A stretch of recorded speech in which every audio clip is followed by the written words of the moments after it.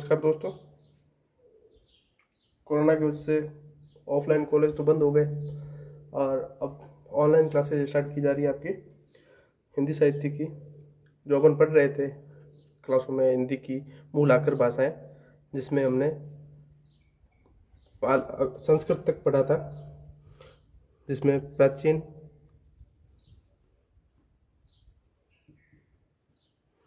आर्य भाषाएं, मध्यकालीन आर्य भाषाएं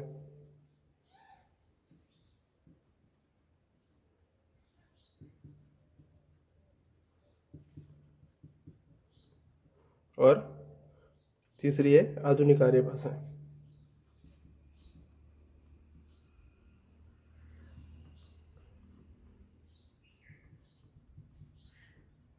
जो प्राचीनकालीन जो आर्य भाषाएं हैं उसमें आती है संस्कृत। संस्कृत के अंदर भी इसके दो भाग हो गए, एक वैदिक संस्कृत और दूसरी हो गई लौकिक संस्कृत।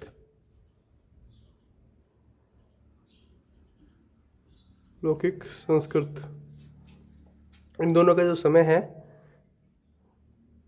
वो है 1500 ईसा पूर्व। जब कहा था भाई कि विंसेंट स्मिथ जो इतिहासकार रहा है उसने कहा था कि जो संस्कृत थी वो आर्य भाषा, आर्य परिवार, आर्य के पास थी, आर्य लोगों के पास। और वो आर्य जो थे वो यूराल पर्वत के आसपास रहते थे। फिर वहाँ से एक शाखा यूरोप चली गई और एक इधर आ गई। उसी से अपने देखा था जो बारोपी परिवार किस लिए कहा जाता है, ये बारोपी परिवार की भाषा है। तो बारोपी परिवार इसलिए कहा जाता है कि यूरोप चली गई और एक इधर आ गई। तो जो 1500 ईस्वी पूर्व के अंदर ये भारत आ गए थे और तभी से भारत में भी संस्कृत का मानते हैं। तो ये 1500 ईसा पूर्व से 1500 ईसा पूर्व से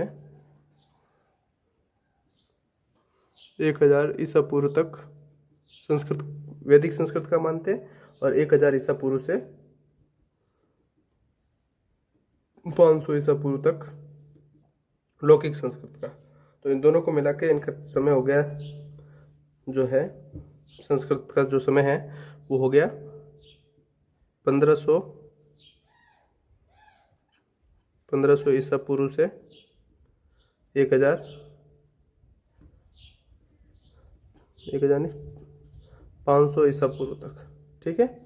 और जो मध्यकालीन आर्य भाषाएं हैं इसमें आती है अपने 3 भाषाएं आती है, पाली, प्राकृत और अपभ्रंश। इसके अलावा एक भाषा और है जिसको अवहट भी बोला जाता है। कई कई लोग इसको महत्वपूर्ण भाषा मानते हैं, पर ये दोनों के मतलब अपभ्रंश के समकालीन नहीं थी, तो ज़्यादा इसको महत्व नहीं है। अपने सिलेबस में 3 ही लगी हुई, पाली, प्राकृत और अपभ्रंश। हम उन तीनों के बारे में चर्चा करेंगे। और जो आधुनिक भाषा है आर्य भाषा, उसमें हिंदी की चर्चा करेंगे। ठीक है। तो इसका समय जो पाली और प्राकृत, अपभ्रंश, अवहट का है वो कब से कब तक हो गया? इन दोनों सबका जो कालक्रम है, पाली और प्राकृत का 500 ईसा पूर्व है, और जो अवहट है, अपभ्रंश, उसका भी लमसम 500 से 600 साल तक का है कालक्रम। तो इनका जो कालक्रम होगा वो 500 ईसा पूर्व से लगाकर 1100 ईस्वी तक, लगभग 1100 ईस्वी तक अपन मानते हैं, इसको देखते हैं कि ये भाषा तब तक रही। और 1100 ईस्वी तक, ईस्वी से लेके अब तक आधुनिक आर्य भाषाएं आती है। ठीक है। अब हमने देख लिया था, फिर संस्कृत देख ली थी, संस्कृत के अंदर क्या क्या है, लौकिक संस्कृत में देख लिया, वैदिक संस्कृत देख ली। अब हम चर्चा करेंगे आज पाली की, जो मध्यकालीन आर्य भाषा की पहली भाषा है। जब संस्कृत भाषा बहुत क्लिष्ट हो गई तो वो आसान की तरफ गई तो और पाली का रूप लिया। तो इसका कालक्रम है वो है 500 ईसा पूर्व से सदी की पहली ईस्वी तक। ठीक है। 500 ईसा पूर्व से पहली ईस्वी तक। अब कहते हैं कि पाली भाषा बनी कब और इसको क्या पता चला कि कैसे, इसके मुख्य जो अध्ययन के स्रोत है वो कैसे पता चले, कहाँ से पता चले, उसको देखने के लिए अपन देखते हैं कि इनके जो भाषा, पाली भाषा को अध्ययन के जो स्रोत है उसमें आता है। एक तो बुद्ध द्वारा जो 3 शायद किताबें लिखी गई थी, पिटक, त्रिपिटक, जिनका जो संकलन है बौद्ध का, जिसमें एक तो उनमें विचारों का, बौद्ध के वचनों के, बुद्ध वचनों के वो संकलन है, वो हो गया। एक हो गया अशोक के शिलालेख, अशोक के अभिलेख या शिलालेख जो भी थे, ठीक है। अध्ययन स्रोत है ये, कि अपन को पता कहाँ चलेगा भाई कि ये भाषा है। अध्ययन के अशोक के अभिलेख और अन्य साहित्य, जो उस समय का अन्य साहित्य था, ये इससे अपन इन साहित्य के अंदर हमको वो पाली भाषा देखने को मिलती है। अब पाली भाषा नाम क्यों पड़ा, इसके ऊपर कई लोगों का विवाद है कि पाली क्यों कहा जाने लगा। कई लोग मानते हैं कि जो पल्ली कहा जाता है गांव को, ठीक है। एक तो मत लोगों ने दिया कि पल्ली गांव को कहा जाता है, इसलिए जो ग्रामीण भाषा है, जो ग्रामीण भाषा है उसको पाली कहा जाएगा, उसको पाली कहा गया होगा। लोगों ने माना भाई कि एक तो ये मान लिया कि भाई जो पल्ली गांव को कहा जाता है तो इसलिए ग्रामीण भाषा को, जो उसकी वहाँ की भाषा थी, उसको पाली नाम दे दिया गया होगा। तो एक ये हो गया। दूसरा मत दिया गया पाटली, क्योंकि ये इसका उद्भव होगा पाटली से हुआ होगा। तो पाटली से क्यों हुआ होगा, तो कहेंगे भाई पाटली जो पाटलिपुत्र के आसपास की भाषा है और ये मगध के आसपास की भाषा है। पाटली बना पाटलिपुत्र से, मगध के आसपास की भाषा है। तो क्योंकि इसी से बाद में कहते हैं भाई कि पाटलिपुत्र, मगध मागधी वगैरह ये भाषा है। लेकिन इसको चलो बाद में देखते हैं कि इसको, इन नामों को अलग अलग क्यों माना गया बाद में। पहले देख लेते हैं कौन कौन से नाम माने गए। तीसरा है पंक्ति से इसका उद्भव माना है कई लोगों ने। पंक्ति जो बुद्ध वचनों में के अंदर जो पंक्ति प्रयोग हुए है, बुद्ध वचनों में प्रयुक्त जो पंक्तियां उपयुक्त वचनों में प्रयुक्त पंक्ति से पाली का उद्भव माना होगा। क्यों ये कहते हैं कि क्योंकि जो पाली बौद्ध साहित्य जितना भी है वो सारा का सारा पाली भाषा में लिखा गया है। तो हो सकता है कि जो बुद्ध वचन है उसके कारण फिर इसको पाली का नाम दे दिया गया होगा, क्योंकि उसमें पंक्तियां प्रयोग की गई है। तो पंक्तियों के कारण पाली, इसको पाली कहा गया होगा। अब कई लोग हैं, कई लोगों ने मतलब पाटलिपुत्र की भाषा माना कि भाई ये मगध की भाषा होगी, इसलिए इसका पाटली से फिर पाली हो गया होगा, ठीक है। कई लोग मानते हैं कि ये प्राकृत है, प्राकृत का जो तद्भव रूप है वो है, प्राकृत का तद्भव रूप के प्राकृत जब हुई उसके बाद में थोड़ी इसकी बिगड़ती ये हो गया होगा।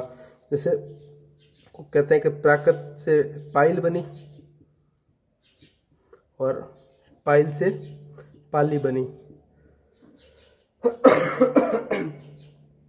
तो जो प्राकृत का जो विशेष रूप है जो वो पाली कहा गया, ये कहा जाता है, मतलब कि ऐसा नहीं है। और कई लोगों ने इसको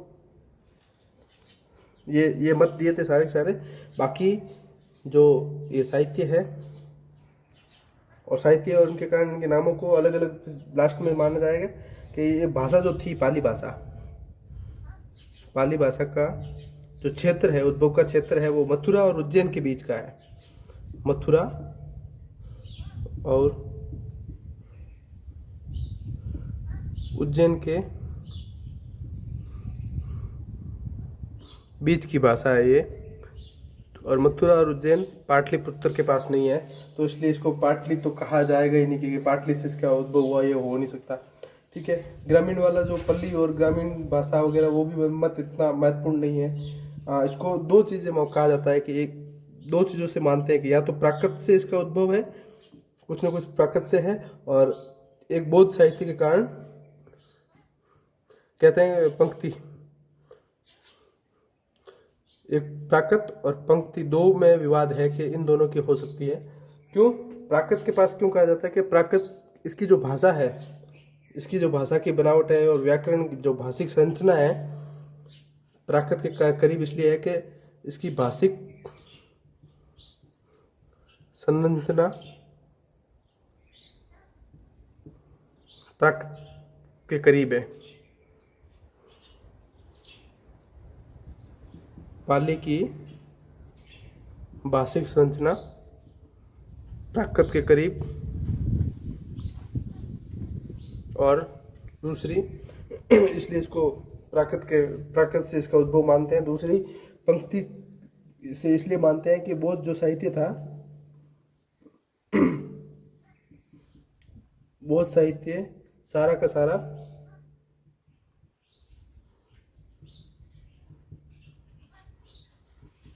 पाली भाषा में प्रयोग मिलता है अपन को देखने को।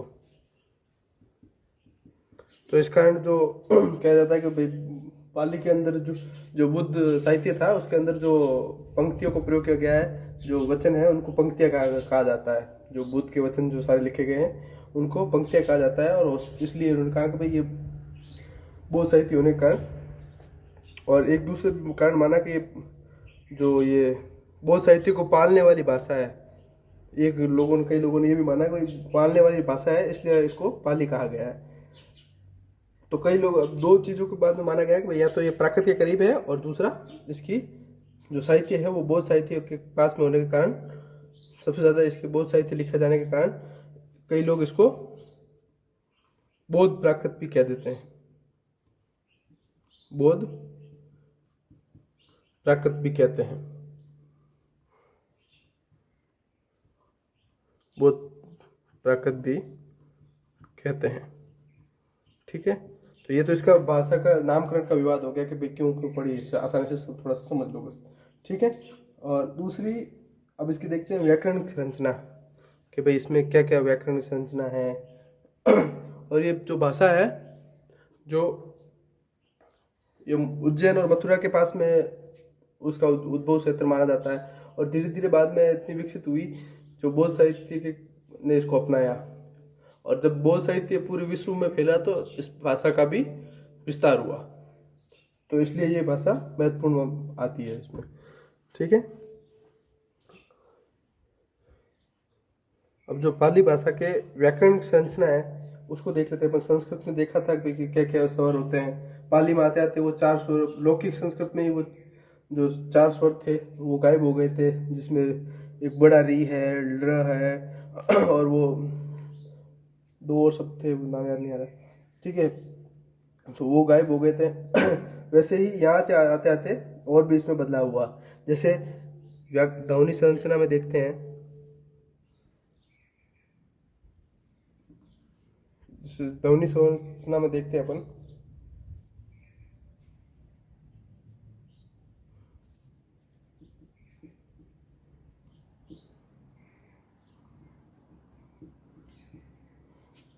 जो स्वर है उसमें एक तो जो हिंदी में और या फिर संस्कृत में मानते हैं भाई कि एक तो ए है और एक ए है, आई है, और ओ और औ, इन दोनों की जगह पे जो ये दीर्घ स्वर थे वो गायब हो गए, और जो छोटे वाले स्वर है उनके ऊपर ये मात्रा आ गई, और बड़े के रूप में इन्हीं को प्रयोग किया गया। ठीक है, जो स्वर है इनकी जगह ए और औ को प्रयोग किया गया। जो इनके संस्कृत के जो दीर्घ स्वर थे उनको हटा दिया गया, और जो छोटे वालों के ऊपर ये ऐसे ऊपर अर्धचंद्राकार लगा दिया। जैसे इसका उदाहरण देखते हैं, जैसे शैल है, शैल का सेल हो गया। इसकी एक और मात्रा अपन आगे देखेंगे कि इसमें क्या क्या व्याकरण में परिवर्तन आया। तो व्यंजन के अंदर भी जो ये ऐसे स और स षटकोण वाला था, उनके दोनों की जगह स हो गया, सेल हो गया। इसके अलावा कौशल की जगह भी कौशल। ठीक है, और जो पद के लास्ट में जो इकारांत विसर्ग लगता था, इकारांत या उकारांत जो पीछे जिसके ऊपर मात्रा होती थी ई या ऊ की, उन पदों के पीछे जो विसर्ग लगता था उसका भी लोप हो गया। ठीक है, इकारांत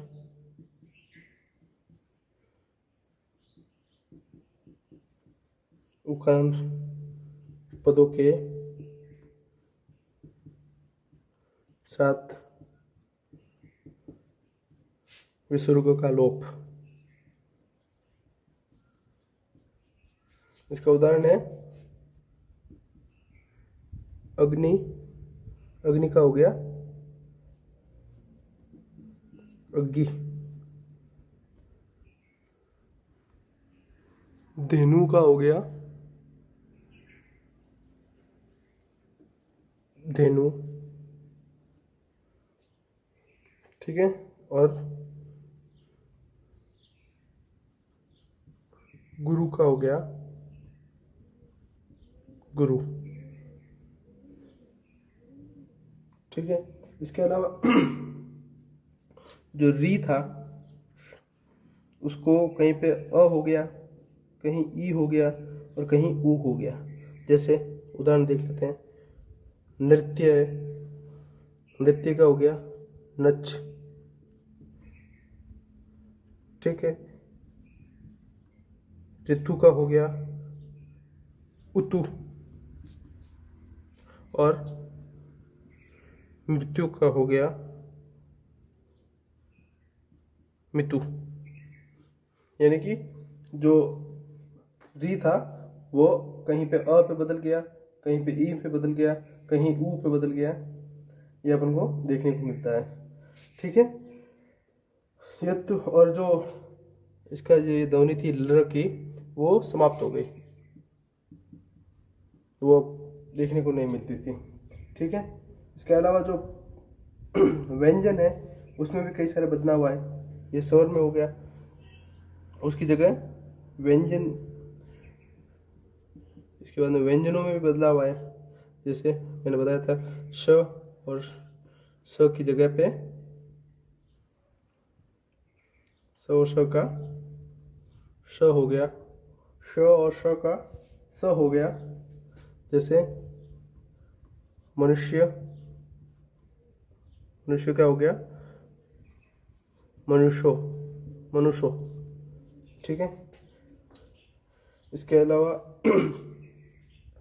मनुष्य का मनुष्य हो गया, जैसे शैल का शैल हो गया, कौशल का कौशल का कौशल हो गया, ये देखने को मिलता है अपन को। ठीक है, इसके अलावा और अपन देखें तो जो ग क है,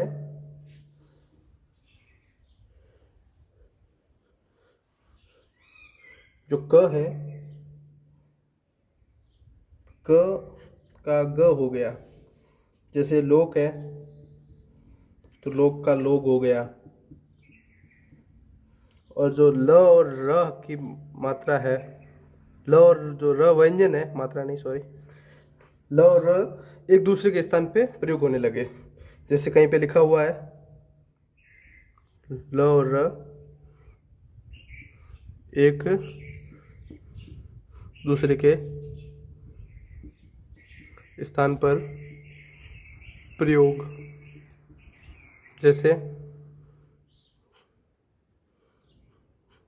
जैसे अंगूरी लिखा हुआ है, अंगुली, उसकी जगह पे हो गया अंगूरी। मतलब ये अंगूरी भी लिखे तो भी कोई वो फर्क नहीं पड़ता था। और जो त्य है, किसी के शब्द के अंत में जो त्य आता था उसकी जगह पे क्या हो गया, त्य की जगह पे च हो गया। जैसे सत्य है,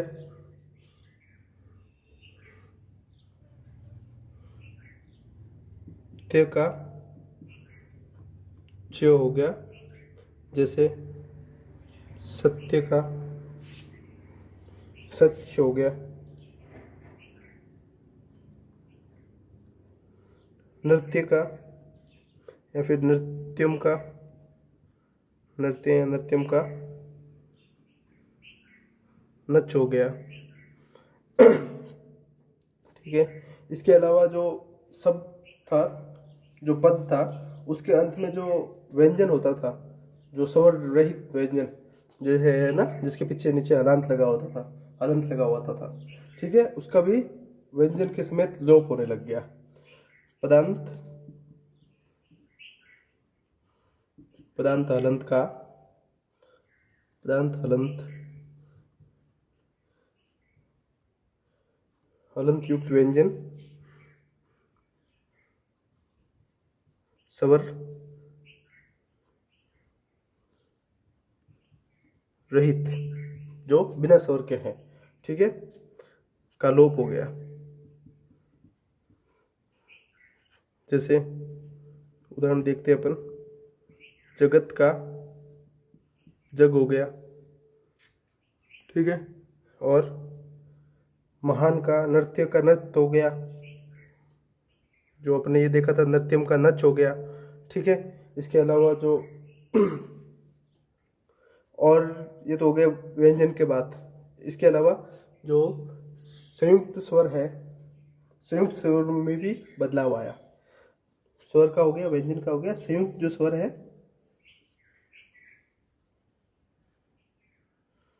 जो संयुक्त स्वरूप है और संयुक्त जो वर्ण है, उनके अंदर भी बदलाव आया, ठीक है।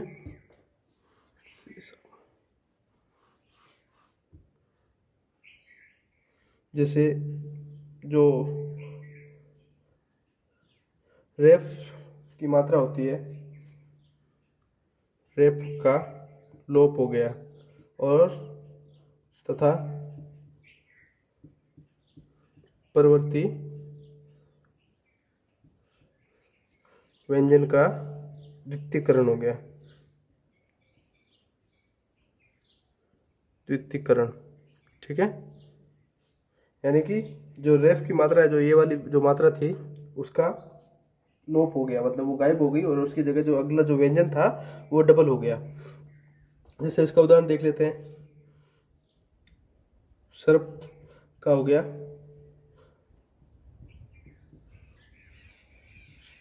सपो, धर्म का हो गया धम, और इसके साथ अलावा जो विसर्ग था, विसर्ग का अपने देख लिया था, व्यंजन में अंदर भी विसर्ग का लोप हो गया, जिसमें इसमें देखो सपो, सर्प का सपो हो गया, इसमें विसर्ग हट गया, धर्म का धम हो गया, इसमें भी विसर्ग हट गया। इसके अलावा जो अपने देखा भाई कि जो पहला वाला जो व्यंजन है, जिसके ये ऊपर रेफ का हट गया, रेफ के हटने के बाद में जो व्यंजन है उसका डबल हो गया, या फिर सपो हो गया, मतलब म का मम हो, म हो गया। और इसके अलावा एक देखते हैं जो श है, क्षत्र, क्षत्रिय वाला, उसका कहीं पे क हो गया, उसका कहीं पे छ का ख हो गया, कहीं पे क ख हो गया, ठीक है, कहीं पे च छ हो गया, च छ। जैसे इसका उदाहरण देखते हैं, जैसे क्षमा का क्षमा हो गया, पक्षी का पक्षी हो गया, पक्षी पक्षी का पक्षी हो गया, भिक्षा का भिक्षा का भिक्षा हो गया, भिक्षा का भिक्षा हो गया, और जो क्षण क्षण है उसका क्षण हो गया। ये इसकी व्याकरणिक चीज़ें हैं। तो आपने देख लिया क्या क्या चीज़ें थी व्याकरण के अंदर। कल अपन इस जो ध्वनि संरचना है वो देख ली हमने आज, इसके अलावा बाकी कल देखेंगे, ठीक है। ये इतना समझो, फिर आज के लिए ज़्यादा हो जाएगा ये तो व्याकरण। और जल्दी आपका देखते हैं, कोर्स पूरा कराते हैं, ऐसे ऑनलाइन चलता रहा तो अच्छे से ऐसे, ठीक है। धन्यवाद दोस्तों।